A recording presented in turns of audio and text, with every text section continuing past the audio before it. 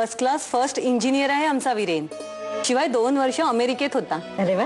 आणि आता पुढे मागे तिथेच सेटल व्हायचा विचार आहे त्याचा. गुड. रेशम, तू काय करतेस? मी फायनल इयरला आहे. मग तुला आवडेल ना तिथे अमेरिकेत राहायला? नक्कीच आवडेल. काय रे वीरेन, तुला मुलगी पसंत आहे ना?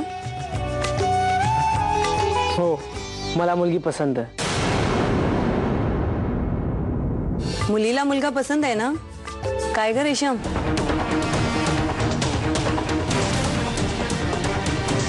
रेशम,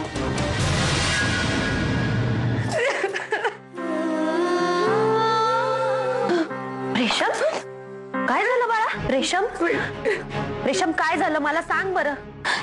यात माझी काही चूक नाहीये. माझ्या कॉलेजचा एक मुलगा मला ब्लॅकमेल करतोय. ब्लॅकमेल म्हणजे?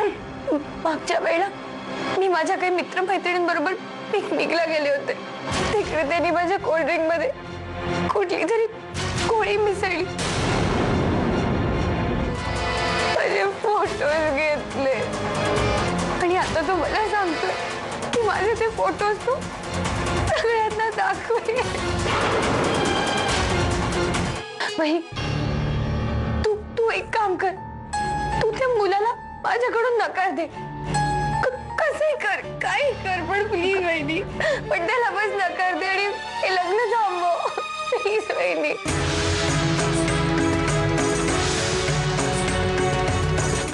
आमच्या रेशमचं असंच असतं, ती चिडली आहे की लाजले काहीच कळत नाही. तुम्ही घ्या ना प्लीज. मग आम्ही काय समजायचं? अहो लाजलीच असेल. काही असो, आम्हाला मुलगा पसंत आहे. काय राधिका? हो, आम्हाला पण पसंत आहे मुलगा. म्हणजे हे लग्न ठरलं असं समजू? अगदी. आपण आता पुढच्या गोष्टी बोलूया का? लग्न कसं यथासांग पार पाडलं पाहिजे. आमचा एकुलता एक मुलगा आहे. तुम्हाला काय द्यायचं ते तुम्ही देऊ शकता, आमची काहीही हरकत नाही.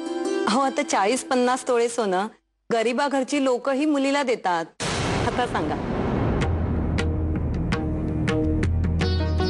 बाकी सगळी तुमची मर्जी. आम्हाला फक्त नारळ आणि मुलगी दिलीत तरी आम्हाला चालेल. नारळही सोन्याचाच हवा असणार तुम्हाला, नाही का? मला माफ कर, पण सरंजामेंच्या घरात मुलीचं कन्यादान केलं जातं, सौदा नाही.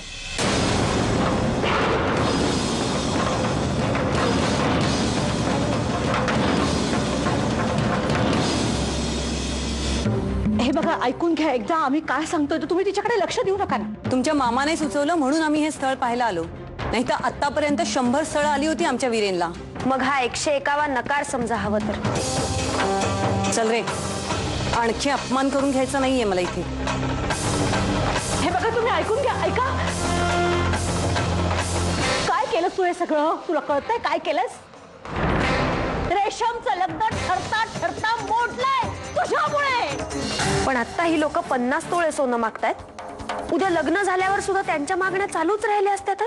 त्या पूर्ण करण्याची धमक आमच्या मध्ये आहे अरुंधती. पण आई, रेशमचं काय? ती सुखात राहिली असती का अशा माणसांबरोबर?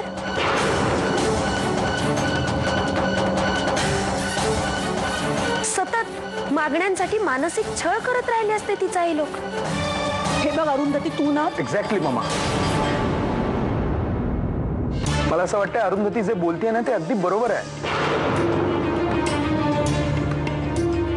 मगाशी खरं तर मीच बोलणार होतो ही गोष्ट, पण मी बोलायच्या अगोदरच अरुंधती ही गोष्ट बोलली तर, आणि ती बरोबर आहे.